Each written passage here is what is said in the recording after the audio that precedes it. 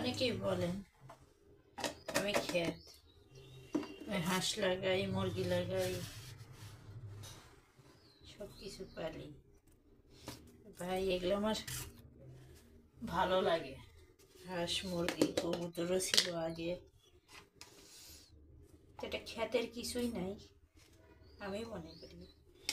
ভালো লাগে, মন চালো আজকে একটা দেশি মুরগি জবাই করে নিলাম। এই দেখেন কত সুন্দর মাংস। এটা কিনতে গেলে আমার অন্তত 500 টাকা লাগতো। অভাবের সংসার, আমি 2টা মুরগি পালে খাইতে পারলে আপনাদের এত সমস্যা কেন? বাজারে সব ভেজাল।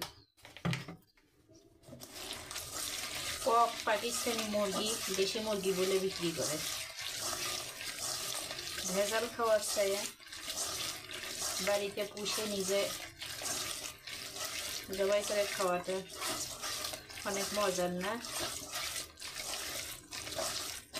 আমার কাছে এটাই ভালো লাগে। আপনারা কে কি মনে করবেন তাতে আমার কোনো আসে যায় না।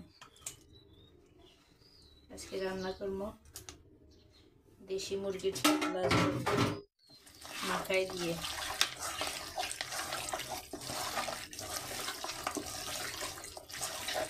বেশি মশলা দিই না, বেশি মশলা খাওয়াটাও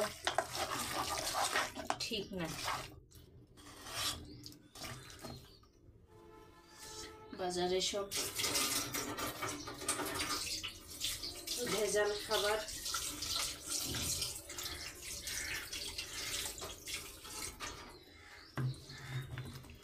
তার মধ্যে আরো বেশি মশলা খেলে আরো সমস্যা। বেশি মশলাটা অ্যাভয়েড করে আমি তরকারি রান্না করি।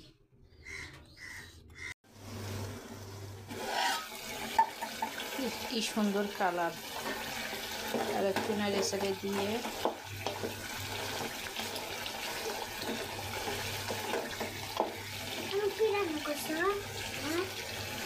মুরগির মাংস। আমার পছন্দের মুরগির মাংস খুবই ভালো লাগে।